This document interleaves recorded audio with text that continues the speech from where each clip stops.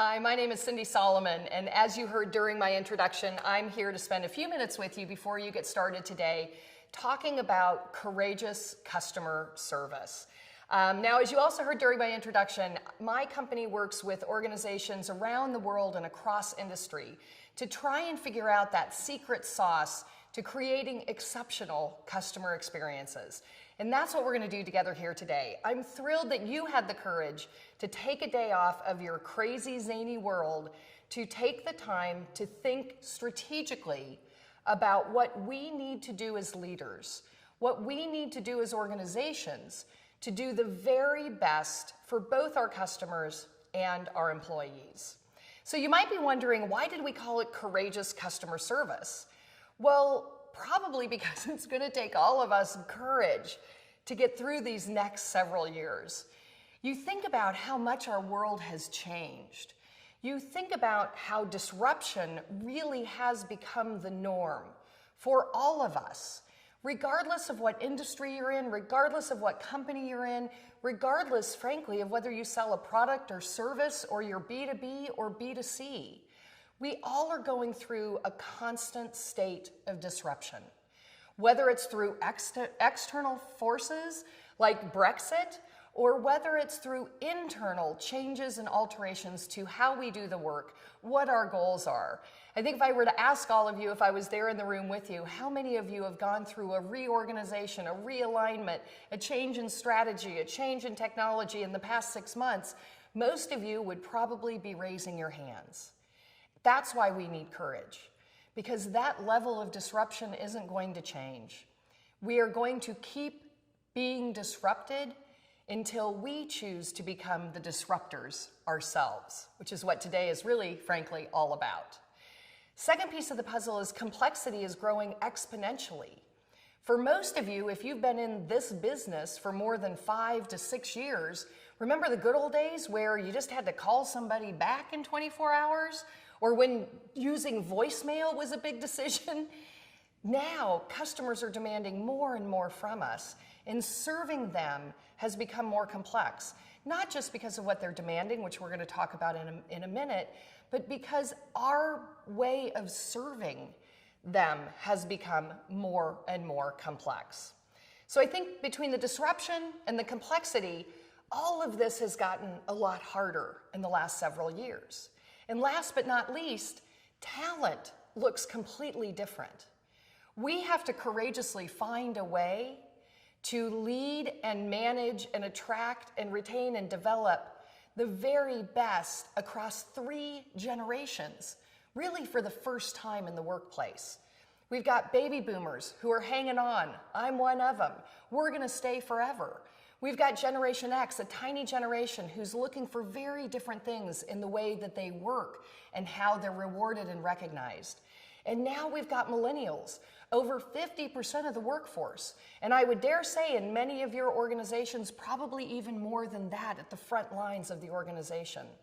Finding new ways to engage millennials, engage and motivate Xers, and frankly, keep the baby boomers performing at the very top of their game is going to take us leading differently.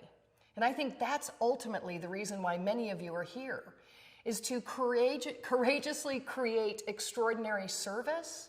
We have to find a way to have the courage to lead differently. And that's really what we want to talk about today. Now, very quickly, I want to talk about the trends that we see driving customer behavior.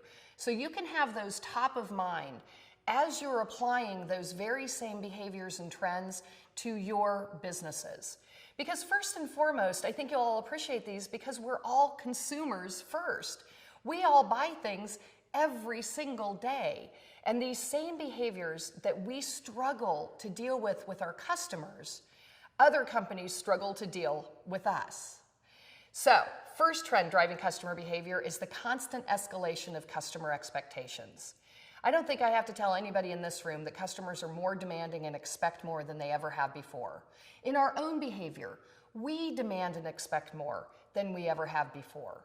Companies like Uber or Amazon and so many others that have changed the way we think about a product and service delivery and customer service delivery have changed the very way our customers evaluate us.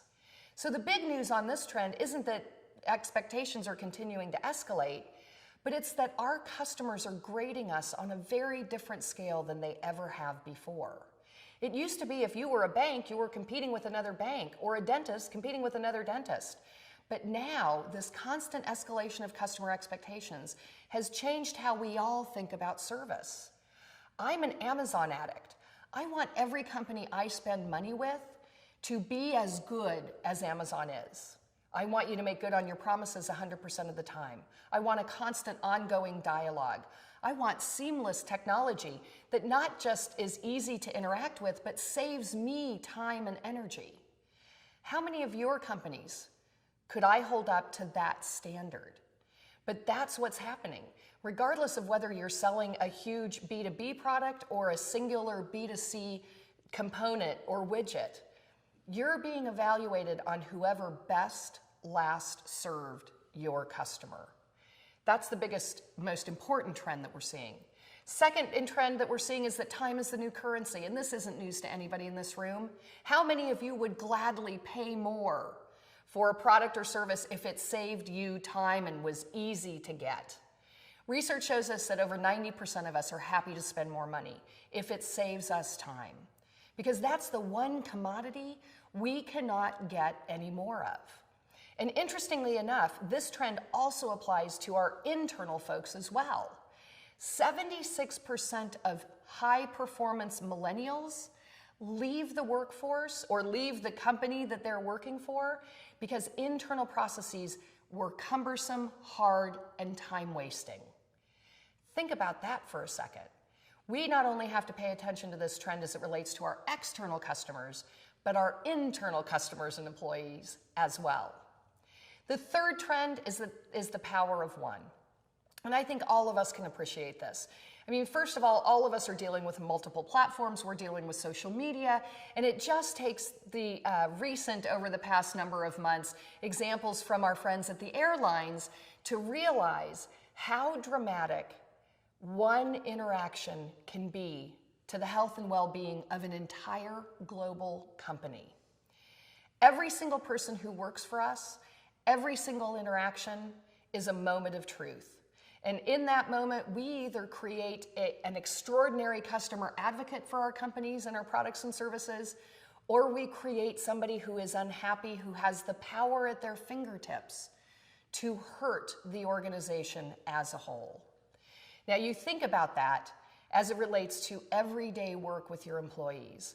And you think about the power that not only, and it's easy to use the negative examples, but it's the power of the positive examples as well. What are we doing to activate those advocates who love us?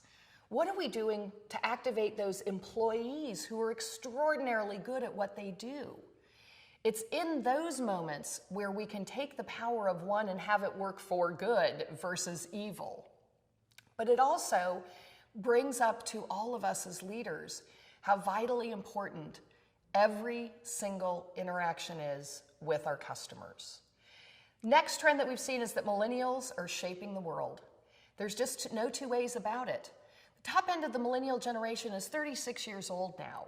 We have to find a way to engage and retain and develop them because they are the leaders of the future. The other piece of the puzzle about millennials is that they're teaching us that we can, in fact, provide service across a spectrum of different areas. We can be great at a website, from a call center, in person. They've taught us that technology is something that should work for you and not against you. So millennials are changing our organizations from the inside out, and they're ensuring that we as leaders become even better at what we do to ensure that we keep the best of them inside the fold. Now, when you look at those trends, you think, well, yeah, we know about those. We all kind of deal with those day in and day out. But that's also the courageous part of this. You're courageously taking a day away from the fires. And if I was there, I'm sure some of you are on your phones looking at what's happening because there's a fire every minute in your world. But you're courageously taking the time off, not off, but away from your everyday work to make sure that you're asking yourself the right questions. I think the courageous part of this comes in with us asking questions and being vulnerable enough to answer them. So a couple of the questions I'd like you to think about as you're going through the exercises today with your peers in the room and with your facilitators. First is, do we have the courage to help the organization truly focus on the customer? For many of us, if you're in a customer service role, you're seen as a cost to the business. But the reality is, and you know this better than anybody, if you have a true seat at the table, the information that you have can help guide the company toward better, smarter, strategic decisions. But you have to find a way to capture the data, get it in a usable form, and then be able to have a seat at the table to provide it to those who are making those decisions.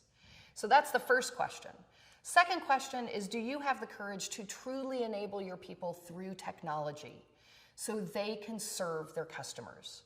Now, so many times we end up thinking about these big, giant things that are going to fix every problem we have.